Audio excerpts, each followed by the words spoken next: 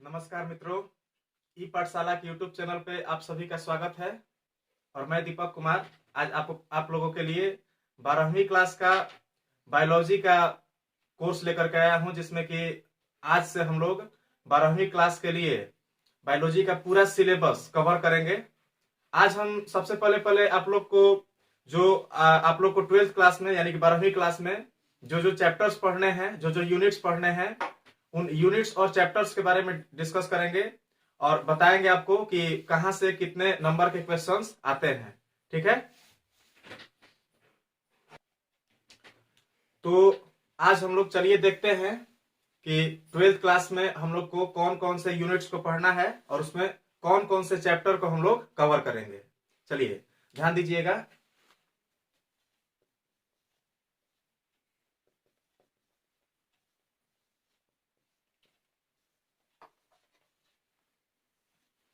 देखिए, सबसे पहले हम लोग ध्यान देंगे कि जो हम लोग का पहला यूनिट है 12th क्लास में, तो उस यूनिट का नाम है रिप्रोडक्शन। रिप्रोडक्शन सबसे पहला जो हमारा यूनिट है वो कौन सा है? रिप्रोडक्शन है। इसके बाद में दूसरा जो हम लोग का यूनिट है उसको हम लोग कहते हैं genetics and evolution.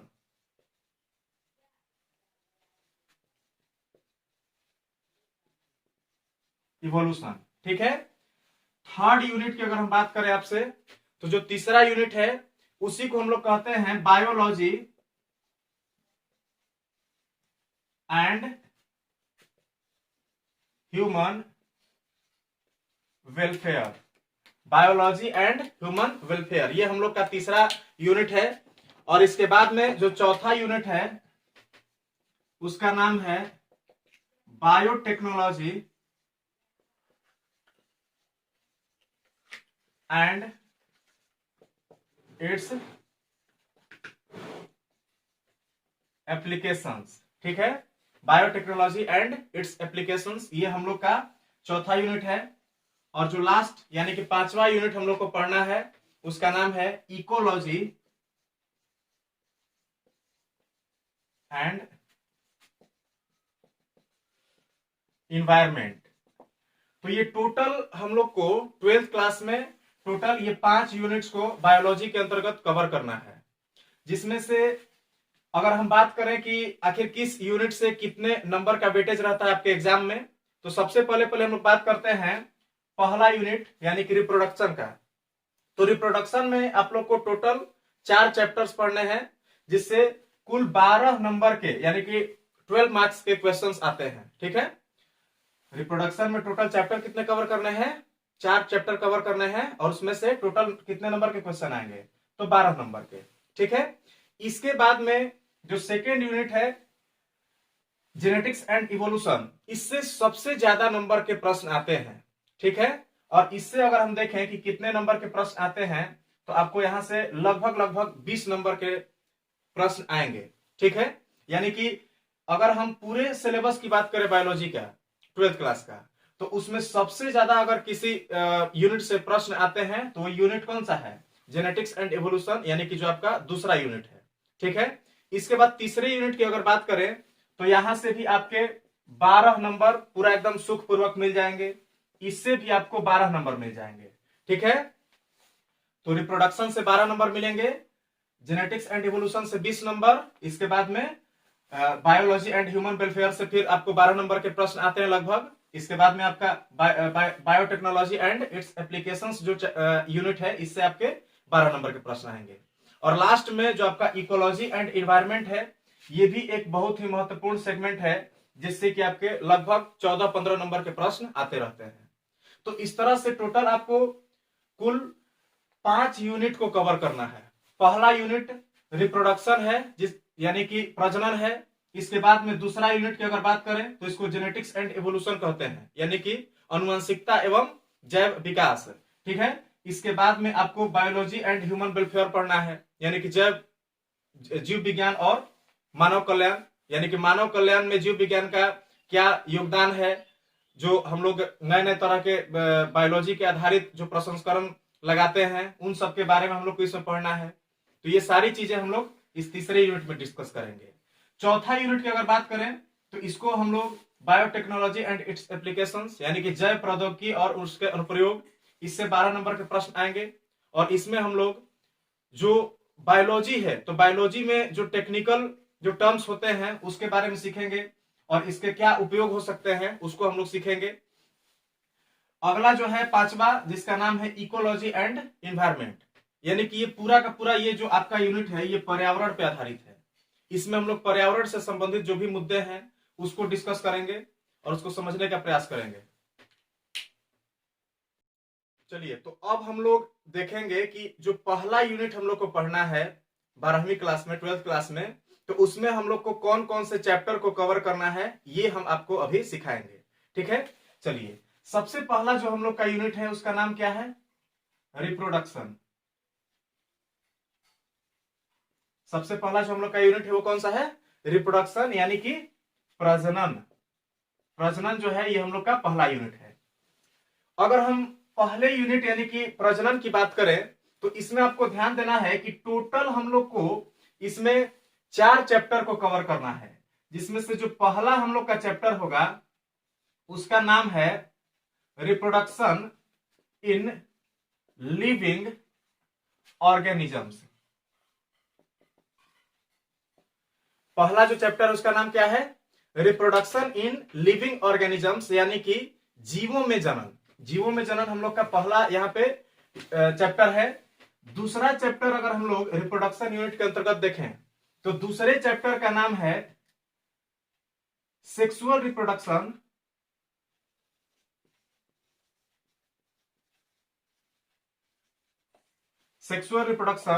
In flowering plants. जो दूसरा हम लोग का है उसका नाम है sexual reproduction in flowering plants, यानी कि पुष्पी पादपों में लैंगिक जनन। जो वैसे पौधे जिनमें कि फूल लगते हैं, फूल जो है मेन जो जननांग का काम करते हैं, तो वैसे पौधों में जो जनन की प्रक्रिया होगी उसके बारे में हम लोग दूसरे चैप्टर में सीखेंगे कि कैसे होता है। ठीक है, जो तीसरा हम लोग का यहाँ पे चैप्टर देखना है थर्ड, तो थर्ड चैप्टर है ह्यूमन रिप्रोडक्शन। थर्ड चैप्टर का नाम क्या है? ह्यूमन रिप्रोडक्शन, यानी कि मानव जनन। तो मानव जनन आपका तीसरा चैप्टर है इसमें। और जो लास्ट चैप्टर है उसका नाम है रिप्रोडक्टिव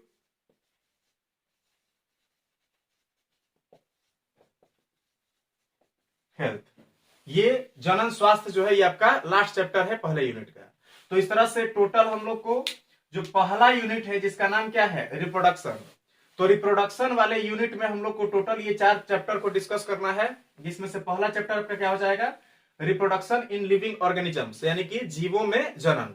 इस चैप्टर में हम लोग मुख्य रूप से पहला नंबर तो ये सीखेंगे कि जनन क्या है। ठीक है, जनन क्या है, उसके बाद में जीवन अवधि सीखेंगे, उसके बाद में हम लोग जनन की जो मुख्य विधियां होंगी कि जनन कितने प्रकार से होता है, जैसे उसमें हम लोग देखेंगे अलैंगिक जनन, लैंगिक जनन यानी कि एसेक्सुअल रिप्रोडक्शन, सेक्सुअल रिप्रोडक्शन, उसी में हम लोग देखेंगे कायिक जनन, vegetative propagation.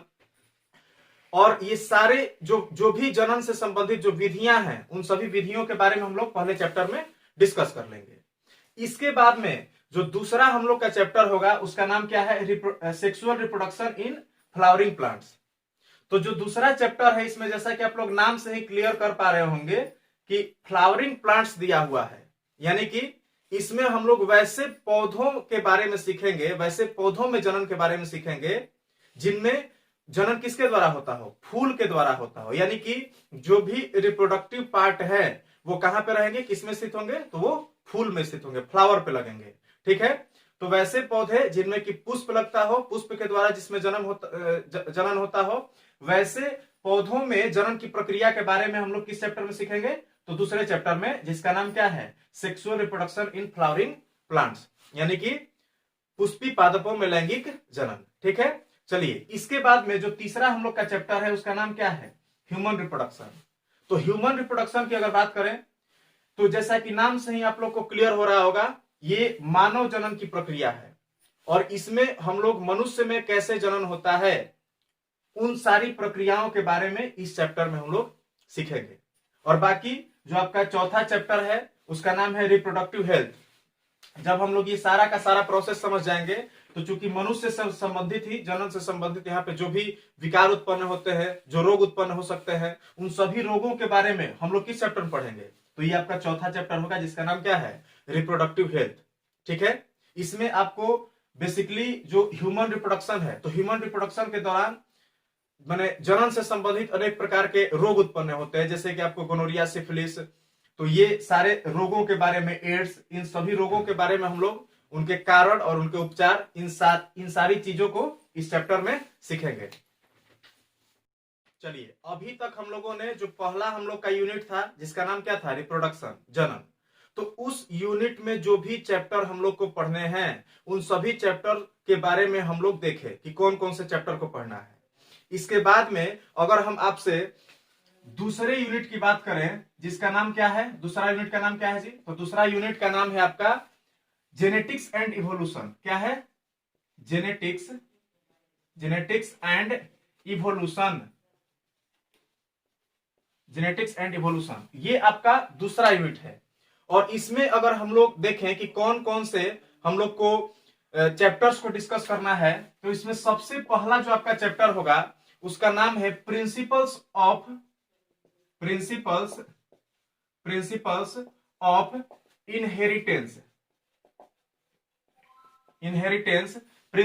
Of inheritance and variation,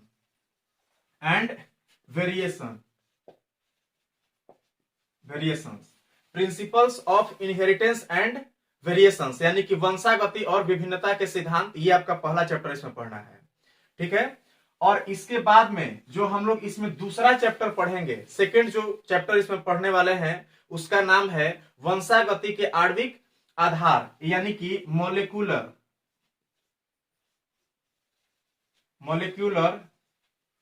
basis of inheritance, molecular basis of inheritance, ये हम लोग इसमें दूसरा चैप्टर पढ़ेंगे। इसके बाद में इसमें हम लोग एक और चैप्टर डिस्कस करेंगे, और उस चैप्टर का नाम क्या होगा? तो उसका नाम होगा इवोल्यूशन। लास्ट जो चैप्टर होगा वो कौन सा होगा? इवोल्यूशन। ठीक है, इवोल्यूशन। तो इस तरह से जो आपका सेकेंड यूनिट है, जिसका नाम क्या है? जेनेटिक्स एंड इवोल्यूशन, तो इसमें हम लोग टोटल ये 3 चैप्टर को डिस्कस करने वाले हैं। और इस चैप्टर में ये जो तीन चैप्टर हम दिए हुए हैं, इन तीनों चैप्टर को पढ़ने के बाद में आप पूरी तरह से समझ पाएंगे कि आखिर पृथ्वी पर जीवों की उत्पत्ति कैसे हुई, और फिर जो जीव उत्पत्ति हुए, क्या उस समय जब जीवों की उत्पत्ति हुई थी, क्या उस समय शुरू से ही ऐसे जीव थे? अगर नहीं, तो फिर आखिर वे कौन सी परिस्थितियां रही, आखिर कौन से प्रक्रम रहे जिसके माध्यम से जीव इतने छोटे छोटे से लेकर के और इतने बड़े बड़े तक, इतना ज्यादा विविधता जीवों में आ गया, और हमें आज के टाइम में इतने अलग अलग प्रकार के जो जीव देखने को मिलते हैं, ऐसा कैसे संभव हुआ? इन सारे प्रश्नों का उत्तर देने में आप इन तीनों चैप्टर को पढ़ने के बाद में सक्षम हो पाएंगे। ठीक है, चलिए, हम उम्मीद करते हैं कि पूरा का पूरा आपको समझ में आ रहा होगा। चलिए, अब हम लोग जो तीसरा यूनिट है हम लोग का, जिसका नाम क्या है? बायोलॉजी एंड ह्यूमन वेलफेयर, तो उस तीसरे यूनिट में हम लोग को कौन कौन से चैप्टर को पढ़ना है, ये अब हम लोग देखेंगे। चलिए देखते हैं, यूनिट का नाम क्या है जी? तो biology and human welfare, biology and human welfare, ये हम लोग का जो तीसरा यूनिट है वो है। ठीक है, अब देखिए, इसमें अगर हम लोग देखें कि आखिर कौन कौन से चैप्टर को डिस्कस करना है, तो देखिएगा ध्यान से। इसमें जो फर्स्ट हम लोग चैप्टर डिस्कस करेंगे, उसका नाम है human health and disease, human health and disease, ये हम लोग का पहला चैप्टर है जो हम लोग इसमें देखेंगे। इसके बाद में दूसरा जो हम लोग देखेंगे चैप्टर, वो है कि स्ट्रेटजीज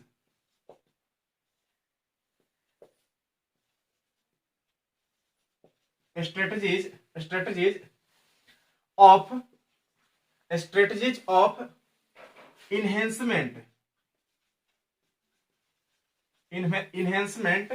इन फूड प्रोडक्शन,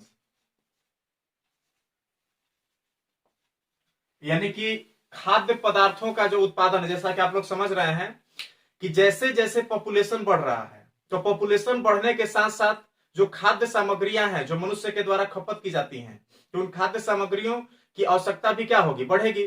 तो फिर उस आवश्यकता की पूर्ति करने के लिए हम लोग बायोलॉजी के तकनीकों का उपयोग करके और नए नए उन्नत किस्म के बीजों का उत्पादन करते हैं, जिससे कि खाद्य पदार्थों के उत्पादन में तेजी से वृद्धि होता है। ठीक है, तो उन सारी प्रक्रियाओं के बारे में हम लोग इसमें जो तीसरा चैप्टर होगा उसमें दूसरा चैप्टर में देखेंगे। यानी कि यहाँ पे देखिए पहला जो है ह्यूमन हेल्थ एंड डिजीज, इसमें मानव के अंदर जो भी रोग होते हैं तो उन सभी रोगों के बारे में देखेंगे। ठीक है, और मानव स्वास्थ्य के बारे में देखेंगे, और उसके बाद में जो भी रोग उत्पन्न हो रहे हैं उन रोगों के उपचार कैसे किया जा सकता है, उनके रोकथाम के उपाय क्या है, उन सारी चीजों को हम लोग इस चैप्टर में देखेंगे। और दूसरा जो आपका इसमें चैप्टर दिख रहा है strategy of enhancement in food production, यानी कि खाद्य पदार्थों के उत्पादन में जो वृद्धि की जो भी रणनीति होगी, जो तरीके होंगे, उन सभी तरीकों के बारे में इसमें हम लोग देखेंगे। ठीक है, अब देखिए इसके बाद में जो आपका इसमें थर्ड चैप्टर देखना है उसका नाम है microbes, microbes in human welfare. ठीक है, यानी कि मानव कल्याण में सूक्ष्म जीव। जैसे अगर उदाहरण के तौर पे अगर हम लोग देखें तो जैसा कि आप लोग जानते हैं कि एक लैक्टोबैसिलस नाम का जीवाणु है, जो क्या है जी, एक सूक्ष्म जीव है। और उस सूक्ष्म जीव की सहायता से हम लोग क्या करते हैं, तो दूध से दही बना लेते हैं। ठीक, तो बताइए कि मानव कल्याण में बहुत सारे सूक्ष्म जीव ऐसे हैं जो अपनी भूमिका निभाते हैं। हालांकि कुछ ऐसे भी सूक्ष्म जीव हैं जो मानव के लिए हानिकारक होते हैं, लेकिन जो जरूरी सूक्ष्म जीव हैं जो मानव के लिए हेल्पफुल होते हैं, तो उन सभी सूक्ष्म जीवों के बारे में इसमें पढ़ेंगे इस चैप्टर में। ठीक है, और उसके बाद में हम लोग सीखेंगे कि आखिर मानव के लिए वो किस प्रकार से उपयोगी सिद्ध होते हैं। ठीक है, तो चलिए ध्यान दीजिए, ये 3 चैप्टर हम लोग को इस जो आपका थर्ड यूनिट है जिसका नाम है बायोलॉजी एंड ह्यूमन वेलफेयर, इसमें हम लोग को पढ़ना है। ठीक है, चलिए तो अभी हम लोग 3 यूनिट तक देख चुके हैं कि 3 यूनिट में हम लोग को टोटल कौन कौन से चैप्टर को डिस्कस करना है। चलिए अब हम लोग देखेंगे चौथे यूनिट के बारे में, जिसका नाम क्या है, तो biotechnology, biotechnology and it's applications, applications. ठीक है, बायोटेक्नोलॉजी एंड इट्स एप्लीकेशंस। तो इस यूनिट में हम लोग को कौन कौन से चैप्टर को डिस्कस करना है उसके बारे में आज हम लोग अब देखेंगे। ठीक है, चलिए तो इसमें सबसे पहला नंबर तो भैया हम लोग ये देखेंगे कि बायोटेक्नोलॉजी जो है वो होता क्या है। यानी कि पहला नंबर हम लोग देखेंगे बायोटेक्नोलॉजी,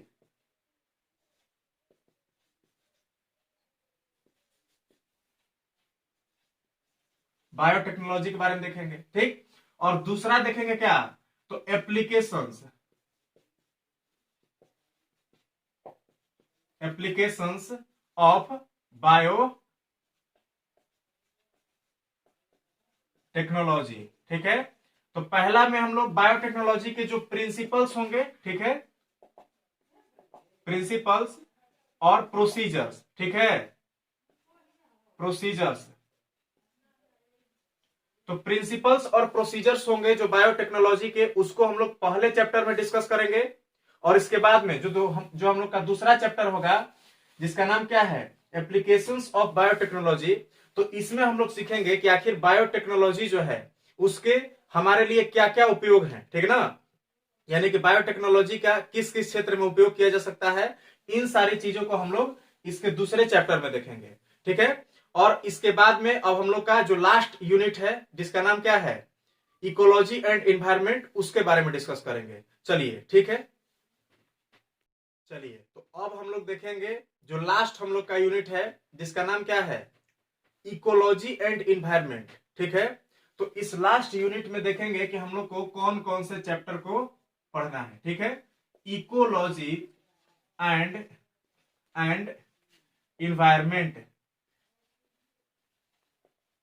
इकोलॉजी एंड एनवायरनमेंट, ये हम लोग का लास्ट यूनिट है। ठीक है, इसमें सबसे पहला जो हम लोग चैप्टर देखेंगे, तो उस सबसे पहले चैप्टर में हम लोग को देखना है कि जो ऑर्गेनिजम्स होते हैं, ठीक है, ऑर्गेनिजम्स के बारे में सीखेंगे एंड ऑर्गेनिजम्स एंड पॉपुलेशंस, ठीक है, पॉपुलेशंस।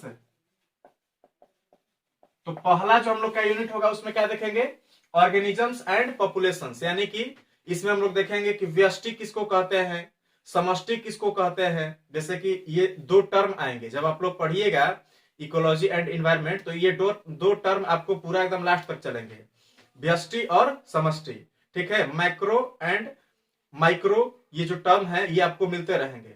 तो ये दोनों टर्म क्या है, इन सभी चीजों के बारे में हम लोग इस चैप्टर में सीखेंगे। इसके बाद में जो दूसरा हम लोग का इसमें चैप्टर पढ़ना है उसका नाम है इकोसिस्टम।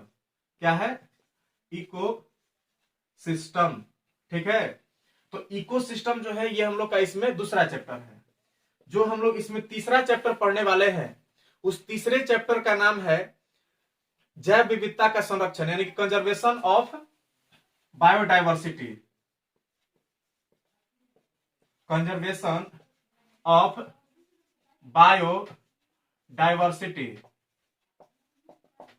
कंजर्वेशन ऑफ बायोडाइवर्सिटी, ये हम लोग इसमें तीसरा चैप्टर पढ़ेंगे, यानी कि जैव विविधता का संरक्षण। यानी कि इसमें टोटल कितने, पहला नंबर कि आपको ऑर्गेनिजम्स एंड पॉपुलेशंस, यानी कि जीव और समष्टियां, ये पढ़ना है। इसके बाद दूसरा पढ़ना है इकोसिस्टम, यानी कि पारिस्थितिक तंत्र के बारे में पढ़ना है। और जो तीसरा है उसका नाम क्या है, कंजर्वेशन ऑफ बायोडाइवर्सिटी, यानी कि जो आपका तीसरा है उसमें हम लोग देखेंगे कि जैव विविधता जो है, तो जैव विविधता का संरक्षण कैसे किया जाए, ठीक है। तो इसमें हम लोग पहला नंबर तो ये देखेंगे कि जैव विविधता है क्या, बायोडाइवर्सिटी है क्या, और उसके बाद में बायोडाइवर्सिटी को समझने के बाद में वो उसमें जो क्षति हो रही है उसके कारण को डिस्कस करेंगे, और क्षति के कारणों को देखने के बाद में हम लोग देखेंगे कि आखिर बायोडाइवर्सिटी को कैसे संरक्षित किया जाए, ठीक है। इसके बाद में जो चौथा होगा इसमें चैप्टर, उसमें हम लोग देखेंगे कि जो इन्वायरमेंटल इश्यूज हैं, ठीक है,